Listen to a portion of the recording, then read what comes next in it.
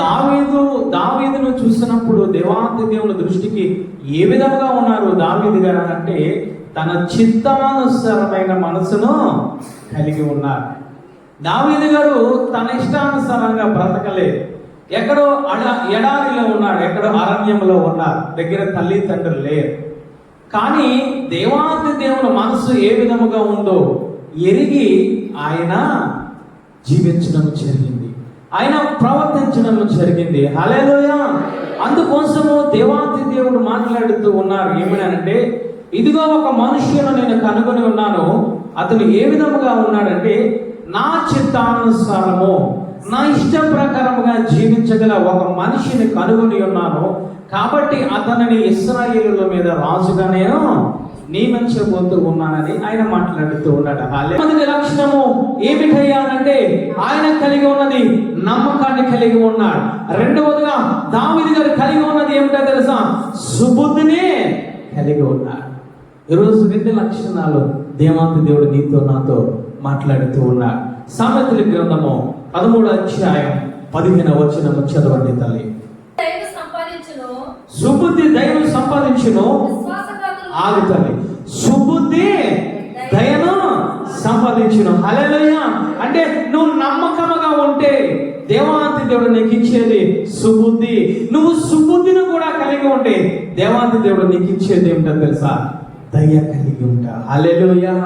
మూడవదిగా దావీదు గారు కలిగి ఉన్నది ఏమిటంటే దయ కలిగి ఉన్నాడు. ఆయన ఏమిటయ్యా ఈ దయ అనంటే, నాబాలు ఇష్టం వచ్చినట్లు దావీదును మాట్లాడుతూ ఉన్నాడు. యెషయా కుమారుడు ఎవరు అని మాట్లాడుతూ ఉన్నారు. కానీ దావీదు ఏమి చేస్తూ ఉన్నాడు తెలుసా?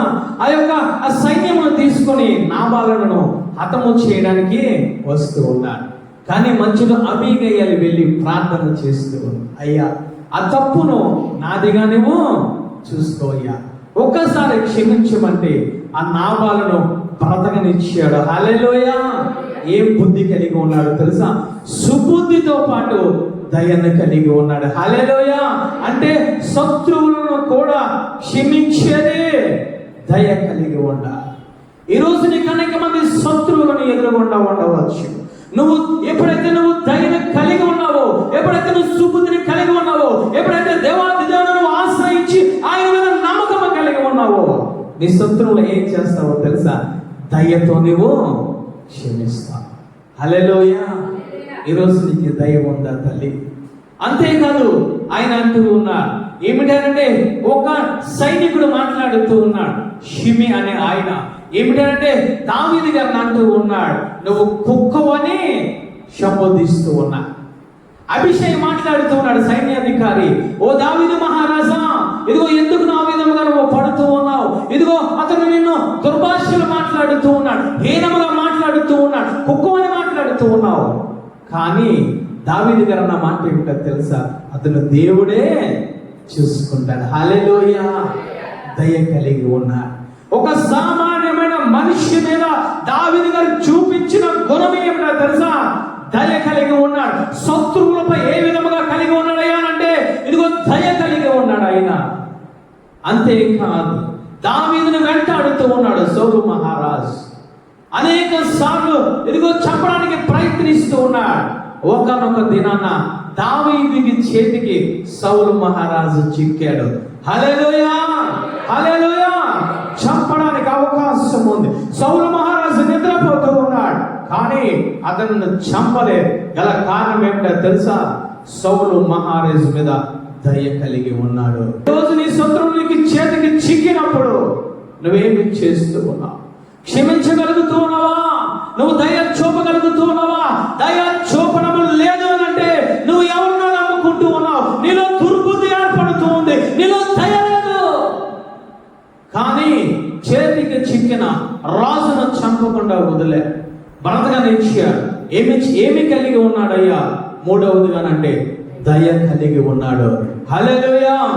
అంతేకాదు సౌలు మహారాజు యొక్క మనవడు మోషేబోషితు ఎక్కడో జీవిస్తూ ఉన్నాడు. రాజుకు భయపడి జీవిస్తూ ఉన్నాడు. 2 కాళ్ళు పోగొట్టుకుని ఆహారం లేక ఒక అనాథగా జీవిస్తూ ఉన్నాడు. కానీ దావీదు యొక్క దయ ఏమి చేసింది చేసిందో తెలుసా? ఆ యొక్క మోషేతును పిలిపించి ఆ యొక్క రాజ బల్ల మీద భోజనము తినిపించాడు. హల్లెలూయా. సదా కాలము కూడా ఆ రాజు వస్త్రములు ధరింపజేసి మోషేతును బతకనిచ్చి ఆహారమును పెట్టాడు. దయ కలిగి ఉన్నాడు. ఈ రోజు నువ్వు ఎటువంటి దయ కలిగి ఉన్నావు? నీ శత్రువుల మీద నువ్వు దయ కలిగి ఉండాలి. నీ విరోధుల మీద నువ్వు దయ కలిగి ఉండాలి. నీకన్నా తక్కువ వారి మీద నువ్వు దయ కలిగి ఉండాలి. ఎక్కడో నీ జీవిస్తున్నా, ఎక్కడో నీకు దూరముగా ఉంటున్నా, నీ రక్త సంబంధుల మీద నువ్వు దయ కలిగి ఉండాలి. ఈరోజు ఎటువంటి లక్షణాలు మనం కలిగి ఉంటూ ఉన్నాం? దావీదు గారు మూడవదిగా కలిగి ఉన్నది ఏమిటంటే దయ కలిగి ఉన్నాడు. హల్లెలూయా. 65వ కీర్తనల గ్రంథము 11వ వచనము చదవండి తల్లి. కీర్తనల గ్రంథము 65వ అధ్యాయం. సంవత్సరమును నీవు దయా కిరీటముగా ధరింపజేసి ఉన్నావు. హల్లెలూయా. దావీదు గారు అంటూ ఉన్నారు, అయ్యా ఇదిగో నేను ఎంత మంది మీద దయ చూపాను. ఇదిగో మొట్టమొదటిగా ఇదిగో నేను నీ మీద నమ్మకం ఉంచాను. రెండవదిగా ఇదిగో నేను సుబుద్ధి కలిగి ఉన్నాను. మూడవదిగా ఈ మనుషుల మీద, నా విరోధుల మీద, నాకన్నా తక్కువ వారి మీద, ఇదిగో నాకు విరోధమైన మనుషుల మీద కూడా నేను దయ కలిగి ఉన్నాను. కాబట్టి నీ దయా కిరీటము నాకు నీవు ధరింపచేసి ఉన్నావు. హల్లెలూయా. ఈరోజు నీ బిడ్డలు క్షేమముగా ఉండాలనంటే, నీ భర్త క్షేమముగా ఉండాలనంటే, నువ్వు కూడా క్షేమంగా అక్కడ నూతన సంవత్సరం అనేది దయా కిరీటంగా నీ కుటుంబంలో శాంతి సమాధానముగా ఉండాలనంటే నువ్వేమి కలిగి ఉండాలి తెలుసా? దయాన్ని కలిగి ఉండాలి. హల్లెలూయా. 4వదిగా చూద్దాం. ఏమి కలిగి ఉన్నారయ్యా అనంటే వివేకము కలిగి ఉన్నాడు ఈయన. ఒకసారి 1 సమూయేలు గ్రంథము 18వ అధ్యాయం. 1 సమూయేలు గ్రంథము 18వ అధ్యాయం 30వ వచనం చదవండి తల్లి. 18వ అధ్యాయం 30వ వచనం. ఫిలిష్తీయుల సర్దారులు యుద్ధమునకు బయలుదేరి వచ్చిరి. వారు బయలుదేరినప్పుడల్లా దావీదు బహు వివేకము కలిగి హల్లెలూయా. ఈయన 4వ లక్షణం ఏమిటి అనండి? వివేకము కలిగి ఉన్నారు. మామూలు వివేకము కాదు. ఏ వివేకము తెలుసా? బహు వివేకము కలిగి ఉన్నాడు. అసలు వివేకం అంటే ఏమిటయ్యానంటే కీర్తనల గ్రంథము 14వ అధ్యాయము 2వ వచనములో మనకు కనిపిస్తుంది. వివేకము కలిగి దేవుని వెతుకువారు కలరమోనని యెహోవా ఆకాశమును చూచి నరులను పరిశీలించెను. హల్లెలూయా. ఆయన ఆకాశం నుండి చూస్తూ ఉన్నారట. ఎవరిని తెలుసా? వివేకము కలిగి దేవునిని వెతుకువారుమోనని. ఇదే విషయాన్ని మరలా 2వసారి కూడా పరిశుద్ధాత్మ దేవుడు రాయించడం జరిగింది. 53వ అధ్యాయము 2వ వచనం. 53వ అధ్యాయము 2వ వచనములలో కూడా పరిశుద్ధాత్మ దేవుడు రాయించడం జరిగింది. చదువుతాను.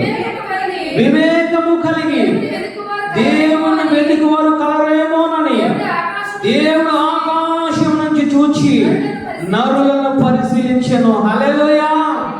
2 సార్లు దేవాది దేవుడు మాట్లాడుతూ ఉన్నాడు ఒకే కీర్తనల గ్రంథంలో. ఎవరిని తెలుసా? వివేకము కలిగి ఎవరిని వెదకాలి? దేవాది దేవుణ్ణి వెదక. ఈరోజు మనం ఏమి చేస్తూ ఉన్నామో తెలుసా? వివేకము అనగా దేవాది దేవుని యొక్క వాక్యము, దేవాది దేవుని యొక్క జ్ఞానము, దేవాది దేవుని యొక్క కట్టడలు, దేవాది దేవుని యొక్క మాటలు. అంటే ఏమి చేయాలి తెలుసా? ఆయనను వెతకాలి. హల్లెలూయా. రక్షింపబడ్డానంటే నీలో వివేకం ఉంది, నీలో జ్ఞానం ఉంది, నీలో ఆత్మ ఉంది. నీలో ఆత్మానుసారంగా ఏమి చేయాలో తెలుసా? వివేకము కలిగి ఆయనను వెతకాలి. ఆయనను వెతకకుండా ఈరోజు మనము లోకాన్ని వెతుకుతూ ఉన్నాం. దేవాది దేవుని వెతకకుండా ఈ లోకాశలను వెతుకుతూ ఉన్నాం. ఈ లోకములో నా శరీరాశ, నేత్రాశ, జీవపు డమ్మాన్ని వెతుకుతూ ఉన్నాం. ఈ లోక ధనాన్ని వెతుకుతూ ఉన్నాం. ఈ లోక ఆశలను మనం వెతుకుతూ ఉన్నాం. దేవాది దేవుడు అంటూ ఉన్నాడు, వివేకము కలిగి నన్ను వెతుకువారు ఎవరైనా ఉన్నారని ఆకాశము నుంచి నరులను చూస్తూ ఉన్నాడట. ఎవరు కనిపించారు తెలుసా? దావీదు గారు కనిపించారు. హల్లెలూయా, హల్లెలూయా. దావీదు గారు కనిపించారు. అందుకే దావీదు గారు దేవాది దేవుడు అంటూ ఉన్నాడు. ఏమన్నంటే, నా చిత్తానుసారుడైన దావీదు. హల్లెలూయా. ఏం వెతుకుతూ ఉన్నావు నువ్వు? దేవాది దేవుని వెతుకుతూ ఉన్నావా? ఉపవాసం ద్వారా, ప్రార్థన ద్వారా ఆయన యొక్క వాక్కును వెతుకుతూ ఉన్నావా? ఆయన ఆత్మను వెతకగలుగుతూ ఉన్నావా? ఏమి వెతుకుతూ ఉన్నావు? రక్షింపబడిన బిడ్డ ఏమి వెతకాలి? మనం ఏమి వెతుకుతూ ఉన్నాం? ఆయన చూస్తూ ఉన్నాడు. నువ్వు ఏమి వెతుకుతూ ఉన్నావో, నువ్వు వెతుకుతూ ఉంటే ఆయన నిన్ను ఆశీర్వదించే దేవుడు. నువ్వు వెతుకుతూ ఉంటే వివేకము కలిగి ఆయన నీతో మాట్లాడేది ఏమిటో తెలుసా? ఈ బిడ్డ నా చిత్తానుసారముగా ఉంది, ఇగో ఈ కుమారుడు నా చిత్తానుసారముగా జీవిస్తూ ఉన్నాడని ఆయన మాట్లాడే దేవుడు. ఈరోజు ఏమి వెతుకుతూ ఉన్నావు? వివేకము కలిగి ఉన్నావు తల్లి. వివేకము కలిగి ఉంటే నువ్వు పైన వాటిని నువ్వు వెతుకుతావు. ఈరోజు ఏమి వెతుకుతూ ఉన్నావు? మనము దావీదు గారు ఏమి వెతుకుతూ ఉన్నారో తెలుసా? అరణ్యములో ఉన్నా లేదా సింహాసనం మీద ఉన్నా ఆయనను వెతుకుతూ ఉన్నాడు. హల్లెలూయా. అసలు వివేకం అంటే ఏమిటి అని అంటే, యోబు గ్రంథము 28వ అధ్యాయము 28వ వచనములో ఆయన మాట్లాడుతూ ఉన్నారు. మరియు యెహోవా యందలి భయభక్తులే జ్ఞానమనియు దుష్టత్వమును విడిచుటయే వివేకమని చాలు తల్లి. వివేకం అంటే ఏమిటో తెలుసా? దుష్టత్వమును విడిచుటయే వివేకమని ఆయన మాట్లాడుతూ ఉన్నాడు. హల్లెలూయా. దుష్టత్వమును విడిచిపెట్టి ఆయనను వెతకడమే, ఆయన ఆజ్ఞలను వెతకడమే, ఆయన ఆత్మను వెతకడమే వివేకమని ఆయన మాట్లాడుతూ ఉన్నారు. ఈరోజు దేనిని వెతుకుతూ ఉన్నాం? మత్తయి సువార్తలో మాట్లాడుతూ ఉన్నాడు, పైన వాటినే మీరు వెతకండి. హల్లెలూయా. పైన వాటిని నువ్వు వెతకాలి. నువ్వు రక్షింపబడిన బిడ్డవైతే, నువ్వు బాప్తిసం తీసుకున్న బిడ్డవైతే, నువ్వు పాప క్షమాపణని క్షమించబడ్డాయని నువ్వు నమ్మినట్లయితే, నువ్వు విశ్వసించినట్లయితే వేటిని వెతుకుతావో తెలుసా? మొట్టమొదటిగా పైన వాటిని నువ్వు వెతుకుతూ ఉన్నావా? పైన వాటిని వెతుకుతూ ఉన్నావా? ఆయన అంటూ ఉన్నారు, మొదట నా నీతిని, నా రాజ్యాన్ని నువ్వు వెతకండి, అప్పుడు ఈ భూలోక సంబంధించిన వాటిని నేను మీకు ఇస్తా. ఎక్కడ ఉన్నది నీ వివేకము? వివేకము కలిగి ప్రవర్తిస్తూ ఉన్నావా? దావీదు గారు దేవాది దేవుడు మాట్లాడుతూ ఉన్నాడు, ఇదిగో ఆయన ఎల్లప్పుడూ కూడా బహు వివేకము కలిగి ప్రవర్తిస్తూ ఉన్నాడట. ఏమిటి బహు వివేకం అని అంటే, ఆయన రాజు నుండి కూడా మనుష్యులను వెతకడం లేదు, బంగారమును వెతకడం లేదు, రాజ్యమును వెతకడం లేదు, వస్త్రమును వెతకడం లేదు, తిండిని వెతకడం లేదు. కానీ ఆయన ఏమి చేస్తూ ఉన్నాడో తెలుసా? మొట్టమొదటి వేకువ జమున లేచి ఆయనను వెతుకుతూ ఉన్నాడు. ప్రార్థన ద్వారా ఆయనను వెతుకుతూ ఉన్నాడు. ఉపవాసము ద్వారా ఆయన వెతుకుతూ ఉన్నాడు. ఆయన వెతికింది ఏమిటో తెలుసా? ఆయన నీతిని, ఆయన రాజ్యాన్ని వెతుకుతూ ఉన్నాడు. కాబట్టి దావీదు గారు దేవాది దృష్టికి వివేకవంతుడిగా కనబడ్డాడు. ఈరోజు ఏమి వెతుకుతూ ఉన్నావు? ఈ లోకాన్ని వెతుకుతూ ఉన్నావా? ఈ లోకాశలను వెతుకుతూ ఉన్నావా తల్లి? దావీదు గారు ఎవరిని వెతికాడో తెలుసా? దేవాది దేవుని వెతికాడు. నువ్వు ఎవరిని వెతుకుతూ ఉన్నావు? ఈ రాత్రి కాల సమయంలో నువ్వు నేను వెతకవలసింది, నీకు నాకు నిజమైన జ్ఞానం ఉంటే, నీకు నాకు వివేకం ఉంటే ఎవరిని వెతుకుతావో తెలుసా? పైన వాటినే వెతుకుతావు. పైన ఎవరు ఉన్నారయ్యా? తండ్రి, కుమార, పరిశుద్ధాత్మ దేవుడు ఉన్నారు. హల్లెలూయా. యేసయ్య మాట్లాడుతూ ఉన్నాడు, ఏమిటో తెలుసా? ఇదిగో నా తండ్రి దగ్గర అనేక నివాస స్థలములు ఉన్నాయి, వాటిని సిద్ధపరచడానికి నేను వెళ్తూ ఉన్నాను. అంటే నువ్వు వెతకవలసింది ఏమిటో తెలుసా? మొట్టమొదటిగా పైన ఏముందయ్యా అంటే, పైన నివాస స్థలం ఉంది. ఎక్కడ ఉంది తెలుసా? దేవాది దేవుడైన తండ్రి యెహోవా దేవుని దగ్గర ఉన్నది. ఆ స్థలము కోసం నువ్వు వెతకాలి. నీలో నిజముగా వివేకము కలిగి ఉంటే ఈ లోక సంబంధించిన స్థలము కోసము కాదు, కానీ యెహోవా దేవుని దగ్గర తండ్రి అయిన ఆ కుడి పార్శ్వమున ఆ స్థలము కోసం నువ్వు వెతుకుతావు. రెండవదిగా ఎవరిని వెతకాలంటే, రక్షణ కోసం వెతుకుతావు. ఎవరు నీకు రక్షణ ఇచ్చేదంటే, యెహోవాతో పాటు నీకు రక్షణ ఇచ్చేది ఎవరనంటే యేసయ్య. హల్లెలూయా. యేసయ్య కోసం వెతుకుతావు. అంటే మొట్టమొదటిగా స్థలము కోసం వెతుకుతావు. రెండవదిగా నీ రక్షణ కోసము, నీ రక్షణ వస్త్రము కాపాడుకోవడం కోసము నువ్వు వెతుకుతావు అంట. మూడవదిగా పరిశుద్ధాత్మ దేవుడు. మూడవదిగా నువ్వు వెతకవలసింది ఏమిటనంటే పరిశుద్ధాత్మ కోసం నువ్వు వెతుకుతావు.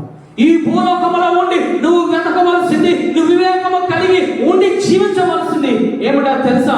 తండ్రి దగ్గర ఉన్న స్థలము కోసం వెతకాలి, కుమారుడి దగ్గర ఉన్న రక్షణ కోసం వెతకాలి, మూడవదిగా పరిశుద్ధ ఆత్మను నువ్వు వెతకాలి. ఈరోజు ఏమి వెతుకుతూ ఉన్నావు? లోకాశలను వెతుకుతూ ఉన్నాము.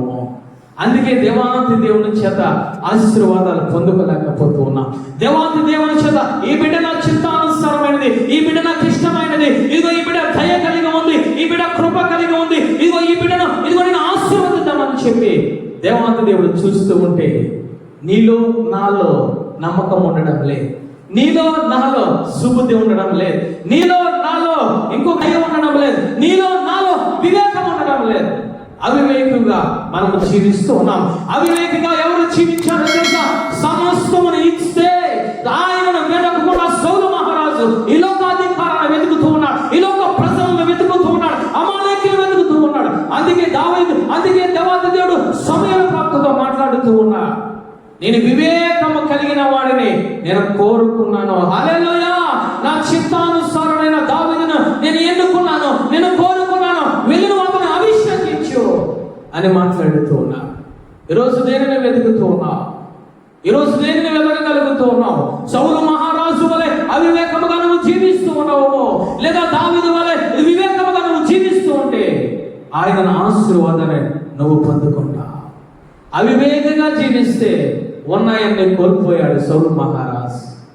వెతకవలసింది వెతకకుండా, ఏదైతే ముఖ్యమైనది అనుకున్నాడో దాన్ని నువ్వు వెతకకుండా ఈ భూలోక సంబంధించిన వెతిక ఉన్నదంతా పోగొట్టుకున్నాడు.